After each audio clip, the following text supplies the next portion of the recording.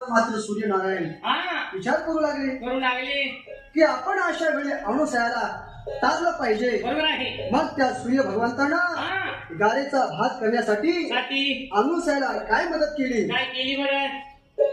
सूर्यनारायण प्रसन्न झाले सोडली शक्ती. सूर्यनारायण प्रसन्न झाले सोडली शक्ती. 21 तळ्याचा फुलागला घावरली धरती.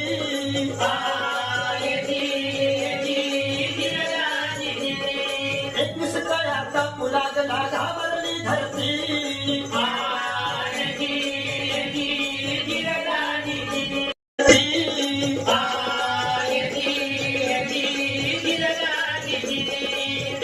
तळ्याचा फुलागला घाबरली धरती.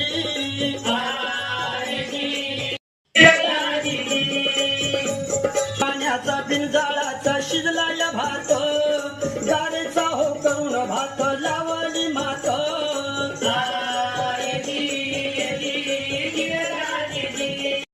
कशा काढायच्या पण काय हरकत नाही देवा.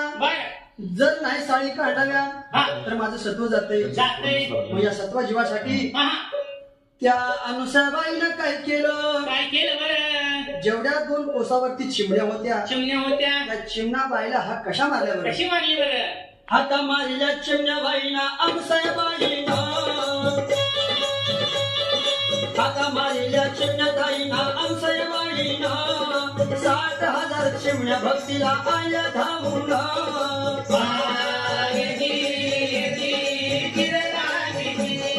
60,000 चिमण्या भक्तीला आल्या धावून.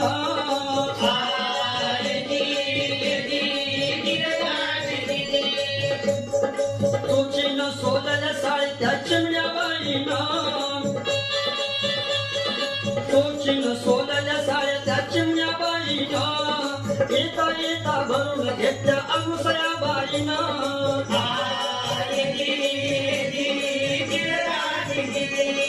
आणि अनुसयाचं थोर सत्व मिळेना देवास. गरम पाणी नाऊ घालती तान्या बाळास. आणि कंपाळी व काळ लावी ती कृष्ण होईल म्हणणं. श्री शंकर अनुसया बाईनं मांडीवर घेतला की खाली विष्णू रडायचा. आणि विष्णू मांडीवर घेतला की खाली ब्रह्मदेव रडायचा. अशी अनुसया बाईची फार मोठी गडबड झाली. मग अनुसया बाईनं काय केलं? एक चंदनाचा पाळणा केला आणि त्या पाळण्यामध्ये या 3 देवांना म्हणजे या 3 बाळांना झोपू घातलं.